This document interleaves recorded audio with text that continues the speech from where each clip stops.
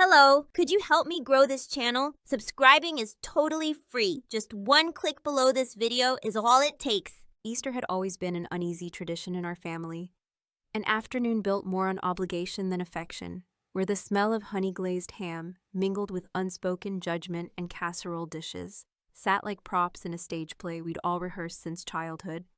Every year it was the same, lukewarm smiles, passive-aggressive compliments, and that odd tension just under the surface, like we were all walking barefoot across an eggshell-covered floor, trying not to be the one who cracked it. I never looked forward to it, but I always showed up, like I owed someone something, maybe to Mom, maybe to the version of myself that still wanted to believe we were something like a family. This year, though, I told myself I'd keep my head down. No snide remarks, no correcting people when they called my business cute or fun. No defending myself when someone brought up Luke's latest contract and looked at me like I was the kid who never really grew up. Just smile, pass the potatoes, nod at stories I'd heard 10 times before. And for a while, it worked. The sun was out, Grandma June was sharper than ever, and Dad only brought up politics once, which might have been a record. We were halfway through dessert when the crack finally came. And like always, it came from Luke. He had that way of leaning back in his chair when he was about to say something smug, like he was giving his words room to land. He was mid-sentence about a new office his company had just opened. 13,000 square feet, glass fronts, modern design. You know how it is. When he turned toward me, almost casually, and said, "Emily does those kinds of things too, I guess. Mostly plays around with ideas. I build real things." It was the kind of comment that was meant to sound polite, but it burned in the way only an older brother's words can. Soaked in history, laced with condescension, and delivered with the kind of grin that said he knew he'd just landed a punch and couldn't wait to see if I'd swing back. I felt it in my jaw first, the tension of restraint, the urge to say something, anything. But I reminded myself of the promise I'd made before walking through the door. Stay quiet, stay civil. Let him have his moment. And I almost did. I almost let it slide, the way I had 100 times before. Until Grandma June, God bless her, turned her head so slowly it was like a movie shot, tilted it just enough to let us all know she'd heard every word, and with a half smile that made me wonder if she hadn't planned it all along, she asked, "Is that why her logo's on your office now?" The room went silent in a way I hadn't heard in years. Forks hovered midair. Aunt Carol's eyebrows shot up so fast they nearly merged with her hairline. Even Lisa, Luke's perfectly composed wife, shifted in her seat. For a second, Luke said nothing, just blinked, like someone had pulled the rug out from under him and he hadn't decided yet whether to fall or fight. I sat there still, heart thudding, 1,000 memories flaring up in a single breath. It wasn't just about the logo. It never was. It was about being dismissed, being underestimated, being talked over. It was about every science fair project he claimed credit for, every time he rolled his eyes when I talked about design, every joke he made about art school girls who live off vibes. It was about the quiet resentment I had buried so deep I'd almost convinced myself it was gone. And now suddenly, it wasn't. I didn't say anything right away. I just looked at him, watched him scramble to laugh it off. "Well, yeah, we worked with a bunch of firms on the branding," but his voice trailed off like even he didn't believe it. Grandma just kept smiling like she'd dropped a match and was watching to see what would burn. Now here's the thing.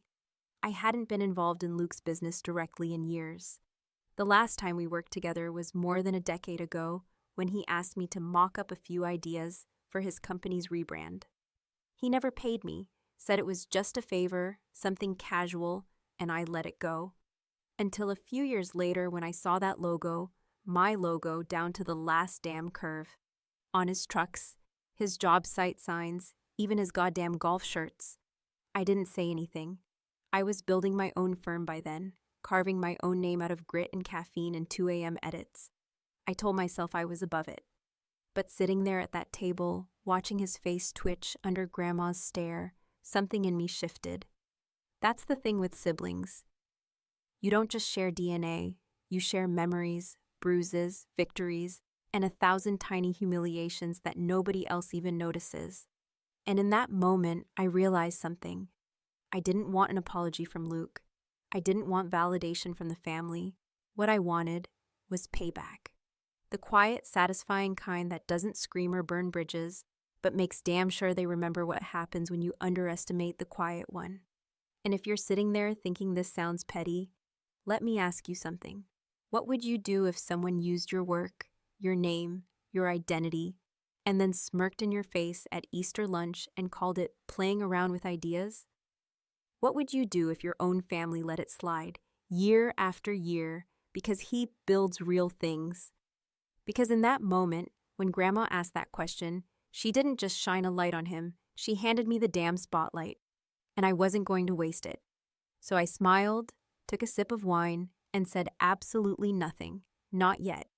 It's strange how one sentence, one sideways glance across a dinner table can pull you back through decades like a current too strong to resist, dragging you under and pinning you to moments you thought had long since lost their weight. That night, after Easter lunch had spiraled into a strange, silent tension, I sat alone in the guest room at my parents' house, staring at the ceiling and thinking not about Grandma's question or even Luke's fumbling denial, but about a garage in the summer of 1992 and the way sawdust used to cling to my skin like static after I helped him cut plywood for his treehouse. I had been 11, he 15, and even back then he'd had that same swagger, the confidence of someone who believed the world would shape itself to his plans, simply because it always had. He needed a sign for the treehouse, something that made it feel official, like the headquarters of some exclusive club only he could lead. I spent an entire afternoon sketching ideas, testing fonts with my limited colored pencil set, finally landing on a hand-drawn emblem that spelled "The Fort" in block letters wrapped with ivy and nails. It wasn't perfect, but it had personality. It felt like something. When I showed it to him, his first reaction wasn't excitement or thanks. It was, "Can you just make it cleaner, less weird?" And I remember how those words landed, not with cruelty, but with carelessness, which is sometimes worse. I redid it, gutted all the creativity out of it, flattened it into something dull and lifeless, and then he painted it on the door, proudly, like he'd come up with it himself. That was the first time I gave something of mine to Luke without acknowledgement. It wasn't the last. High school was worse. By then, he was the rising star of the Harper family, the practical one, the athlete, the builder, the one who helped Dad repair the fence when a storm knocked it down, while I holed up in my room filling sketchbooks with dream logos and imaginary coffee shop menus and redesigning cereal boxes just for fun. No one knew what to make of me. They called me imaginative, like it was a diagnosis, a polite way of saying not quite useful. Luke, on the other hand, was hands-on, solid, a real go-getter. He started a lawn care business the summer before college, and I designed his flyers, bright green with bold type and a hand-drawn mascot of a lawnmower with arms. He loved it, said it was cute, then handed them out without my name anywhere on them, telling people he got a buddy to mock something up. I remember watching one of those flyers flutter on a neighbor's fridge and thinking, maybe this is just how things go when you're the creative one in a family that only measures what they can build, fix, or sell. I went to college out of state, not far, just far enough. Art school in Ohio, where I finally met people who saw things the way I did. People who lived in fonts and color palettes, who cried over bad kerning, who understood that design wasn't just decoration, but communication. I thrived. I started freelancing while still in school, slowly carving out a reputation. Meanwhile, Luke dropped out of community college after 2 semesters and went full-time into contracting, flipping houses with Dad's truck and a couple of high school buddies who called him boss half the time and dumbass the other half, depending on how much beer was in their system. We didn't talk much during those years. Holidays, birthdays, the occasional text when Mom asked one of us to check in. I knew from Facebook posts and secondhand family updates that his business was growing. I also knew he was using a logo, something blocky and familiar, and it gnawed at me every time I saw it. I didn't say anything. I was busy. I had clients. I was building something too, even if my parents still introduced me as our daughter who does art stuff with computers. But now, in that quiet room, the echoes were deafening. Because it wasn't just about the logo anymore. It was about a pattern, a life spent being sidelined, reduced, used in ways that were so subtle, so ingrained, no one else even noticed. Luke didn't just take from me, he dismissed what he took. He treated my creativity like a spice you sprinkle on something to make it prettier, not the foundation it was. And he got away with it year after year because I let him. I made excuses. I told myself it wasn't worth the fight, that he needed it more than I did, that I was too busy to care. But deep down, I cared. Not just because it was unfair, but because it meant something. Because every time he used something I made without giving me credit, he was telling the world, and me, that it didn't matter, that I didn't matter.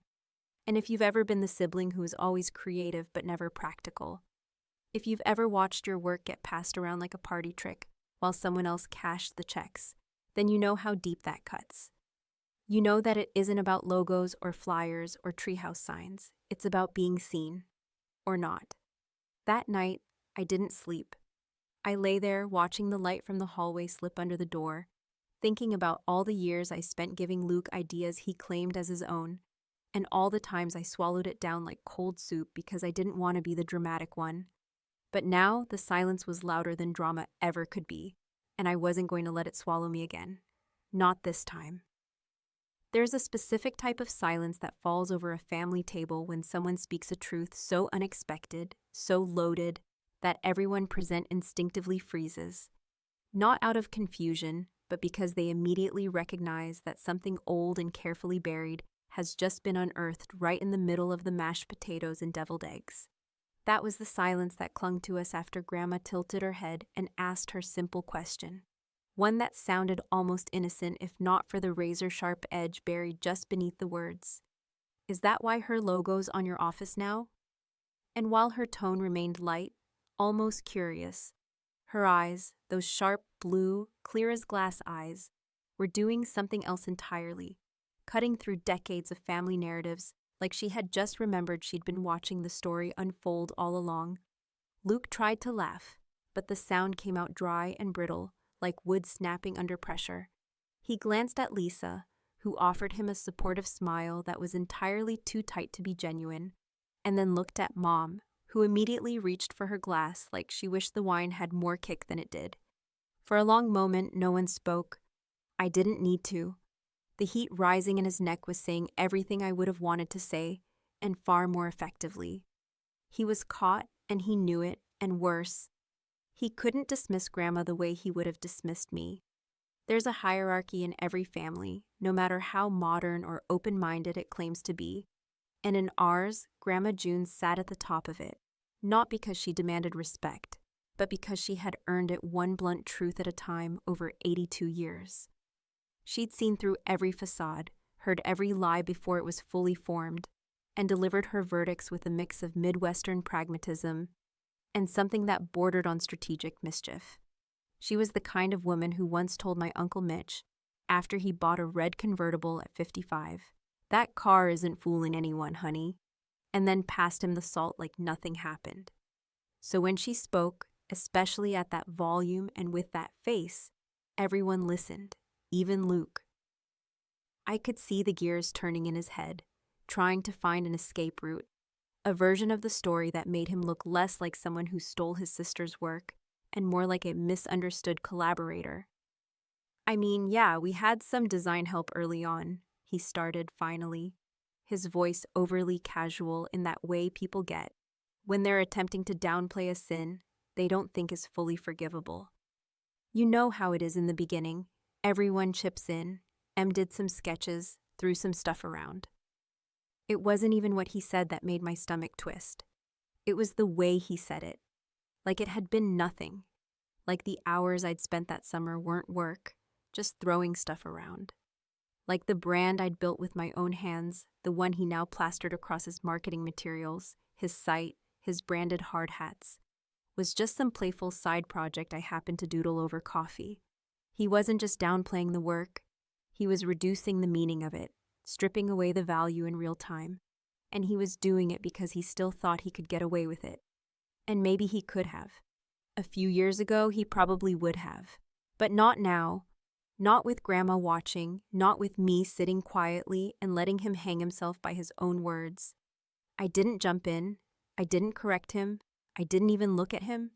I looked at Grandma, and I saw that flicker in her eyes, that slight shift in her jaw, like she was weighing something heavier than the comment itself. "Well," she said, setting her fork down with a gentleness that somehow felt louder than a slammed fist. "I always thought it was funny that your office looked like one of those fancy brand things Em used to show me back when she was in college.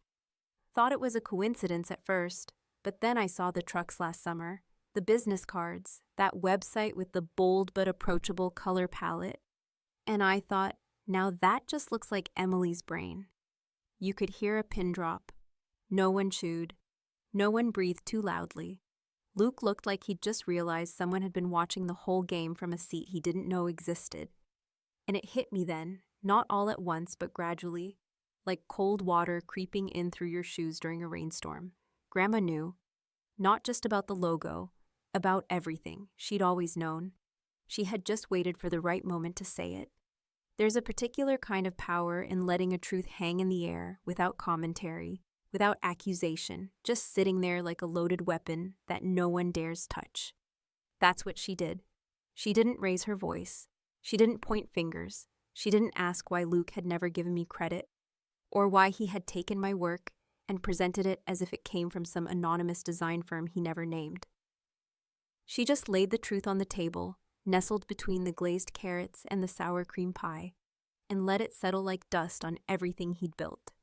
Later that evening, when everyone had finally shuffled off into the living room to pretend nothing had happened, when Mom turned up the TV volume a little too high and Dad poured himself a drink. He rarely touched these days. Grandma walked past me in the hallway and paused. She didn't say much. She never did when it mattered, but she placed a hand on my arm and squeezed, just once, before saying, "Took you long enough to let him hang himself, baby." It wasn't approval, it wasn't sympathy, it was acknowledgement, the kind I had never truly received from anyone in that house except her. And suddenly I realized something else. It wasn't just Luke who had underestimated me all these years. It was all of them, and now that the dam had cracked, I wasn't going to be the one patching it back up. Because Grandma might have thrown the grenade, but I was the one about to light the fuse. The thing about betrayal is that it doesn't always arrive dressed like a villain or slam through your door with rage and fire.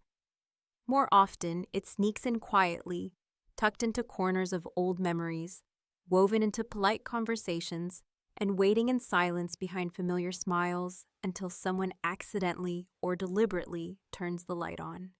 And once you see it clearly, once the shape of it takes form, and you realize the theft wasn't just emotional, but something measurable and real, something they knew they were doing all along, it's impossible to unsee. That was the state I found myself in 2 days after Easter Sunday, standing in front of my laptop at 2 a.m. with a half-full glass of wine and a digital folder open on my screen that I had avoided looking through for over a decade, because part of me had never wanted to admit that the past wasn't just full of hurt feelings, but possibly invoices and proof. At first, I wasn't even sure what I was looking for. Curiosity, maybe? Closure, possibly? But as I scrolled through the folders from that year, back when Luke first started his company and casually asked me for a few branding ideas, something shifted. What I found wasn't just sketches or mood boards or the usual drafts that designers trade for favors among family. What I found were full brand presentations, 3 different mock-ups, each with logo variations, suggested color palettes, typography breakdowns, and even brand voice notes. I had given him everything, a full identity package, the kind I now charge clients 5 figures to develop. And not only had I done it for free, I had delivered it through email, signed with the kind of open-hearted note that only someone desperate for respect would write. Let me know what feels right, happy to tweak anything, really proud of what you're building. The file metadata confirmed it. Dates, versions, even timestamps. My fingerprints were on every inch of it. I remembered that summer, how I stayed up late in my small apartment, juggling freelance gigs and part-time work while still finishing my degree, putting hours into that branding deck, because some part of me still thought that maybe, just maybe, if I did this well enough, he'd finally take me seriously. He'd introduce me at family dinners as my sister who built our brand, or maybe even toss a job my way when his business grew. But instead, he took the work and ran with it, stripping my name from every file, passing it off as something his team put together later, and never once mentioning me again except to offer those familiar dismissals. She plays with ideas? As if that was all I'd ever done. I didn't cry, I didn't scream. I just stared at the screen and felt that cold clarity settle into my bones. The same kind of stillness that comes before a decision you know you'll never walk back from. I clicked over to his company's website, scanned through the pages, and saw it all there, the color scheme, the clean sans serif typeface, the little branded details that only I ever used, like the lowercase navigation bar and the way the About section used language I'd lifted from my own portfolio. He hadn't just used the logo, he had adopted the entire system. It was mine, my brain, my language, my structure. And no one would have known, because no one had bothered to ask. The next day, I took time off work, claiming I had food poisoning, and drove to the county records office. I wasn't sure what I'd find, if anything, but something told me to dig. I requested public business filings under Luke's company name, paid the small fee for document retrieval, and sat in the lobby as the clerk handed me a folder thick with printouts. And right there, among the paperwork, was what I didn't expect: a proposal for a local government contract filed the year after I sent him my branding deck, including an attached design package that matched my work down to the file names. I recognized it instantly because I had once saved it under a whimsical name, Project Brickhouse, which was a joke we'd shared from when we were kids pretending we lived in German castles made of Legos. He hadn't even bothered to rename it. The proposal had won. He'd secured a 6-figure contract to build several municipal service stations. And the pitch that helped him close it had included my work. That was when it stopped being a sibling squabble. That was when it became theft, not just of credit or pride, but of opportunity. He had made real money off of me, walked into boardrooms with my voice wrapped in his flannel shirt and jeans, and smiled like he'd built it from scratch. And all this time, I'd kept my mouth shut, thinking I was choosing peace over pettiness, when in reality, I was just giving him space to profit off my silence. There's a certain kind of pain that comes not from being betrayed once, but from realizing that every interaction since has been tainted by the knowledge that the other person knew and assumed you'd never do anything about it. That's what made me clench my jaw in the parking lot, gripping the folder as the sun beat down on the dashboard, and my heart refused to slow down. He knew. He knew what he had taken. He had just decided I didn't matter enough for it to count. And that's when something inside me shifted. Not the fiery rage people expect from revenge stories, but something colder, sharper, more calculating. I wasn't going to throw a fit. I wasn't going to storm into his office or call him out in front of the family. I wasn't even going to ask for the credit anymore. What I was going to do, however, was make sure that the next time he opened his mouth to downplay me, he'd choke on the taste of his own borrowed success, because I had something now I hadn't had before. Not just proof, but clarity. And that clarity had teeth. There's a specific satisfaction that comes not from screaming the truth into a room full of people who've already decided not to listen, but from watching the truth unfold slowly, methodically, like a storm approaching on the far side of a calm lake, with the kind of quiet inevitability that doesn't ask for attention. It simply demands it through presence alone. And as I sat in my office that following Monday, the folder of documents and emails and timestamps spread across my desk, like the schematics of a long-forgotten crime. I wasn't thinking about confrontation or chaos or public spectacle. I was thinking about precision, timing, and how sometimes the most devastating revenge doesn't come from raising your voice, but from letting your work speak so loudly that it drowns out every lie someone else ever told about you. I started small. I pulled out the original drafts, the Illustrator files, The brand guidelines with my embedded digital signature in the metadata, something I had begun embedding in all my client work back in college. More out of paranoia than foresight, never thinking I'd one day use it to prove that my own brother had lifted my identity like a stranger stealing coats at a wedding. Then I called my lawyer, not the loud, expensive kind with leather chairs and courtroom swagger, but a quiet, meticulous woman named Patricia, who I had met during a startup branding job years ago, and who had once told me, "The trick isn't to make noise, it's to leave a trail of papers so clear they hang themselves trying to argue with it." I sent her the files, the emails, the proposal copy he'd used in his bid, and she called me back less than 24 hours later with a voice so calm it gave me goosebumps. "We won't sue. That gives him a stage. We'll just send the letter, the kind that makes them sweat while pretending they're not sweating." And so the letter went out. Polite, professional, surgically precise. It wasn't about demanding money or filing lawsuits. It was a simple cease and desist regarding the unauthorized use of copyrighted materials and intellectual property, accompanied by a suggestion that all branding be removed immediately from digital and physical platforms, unless an agreement could be reached for compensation and licensing. It was written like a handshake hiding a blade, the kind of message that tells you you've been seen, measured, and found wanting. I copied Luke directly, of course, though I didn't expect a response. What I did expect, and what I got, was silence followed by chaos. Within 3 days, his company's website was down. By the end of the week, the signs were off the trucks, the social media accounts scrubbed of all the original branding, replaced hastily with a placeholder that looked like a fifth grader's attempt at graphic design. Word got around, as it always does, especially in small contracting circles where every logo, every project, every story gets passed around over beers and barbecues. The whispers weren't loud, but they didn't have to be. Did you hear what happened with Harper Contracting? Something about stolen design work. Apparently his sister's a branding consultant. Real sharp, took him to the cleaners. I didn't respond to the texts. I didn't answer the calls. I let the silence speak. And the more I didn't say, the louder the story got. Luke didn't call me either, not at first. But 2 weeks later, I got a voicemail at midnight. His voice low and angry in that barely contained way of someone trying to sound calm while seething under the surface. He didn't apologize. He didn't admit anything. He just said, "I don't know what you're trying to do, Emily, but this could hurt both of us if you don't let it go." That's when I laughed. Quiet, not bitter, just tired and amused. Because there it was, the truth dressed in desperation.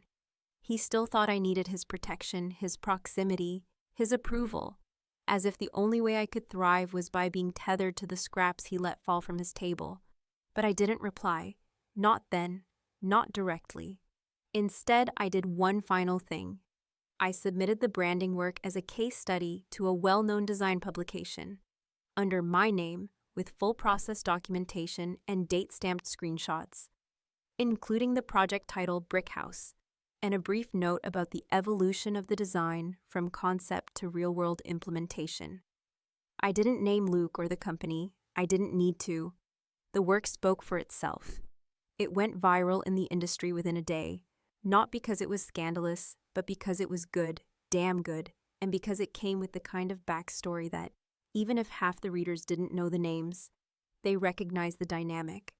The underestimated sister, the brother who took too much. The revenge served not hot, not cold, but clean. My inbox flooded. New clients, podcast interviews, speaking invites, and somewhere in the middle of it, a message from Lisa, his wife, short and strange. "I always knew it looked like your work. I'm sorry, he should have done better." I didn't respond to that either. You see, revenge isn't about vengeance. Not really. It's not about making someone pay. It's about reclaiming what they thought they could take without consequence. It's about looking someone in the eye after years of pretending and saying, without raising your voice, "You knew, and now so does everyone else." The last time I saw Luke in person was at Dad's retirement barbecue, nearly 2 months later. He nodded at me across the yard like we were just cousins at a wedding, not former siblings entangled in quiet war. And when Grandma sat beside me on the porch, holding her lemonade like a weapon, she didn't ask what I had done. She just smiled and said, "Funny how they always think the quiet ones won't bite." And I smiled back, because she was wrong. I hadn't bitten. I'd simply taken back what was mine and let him starve on the silence.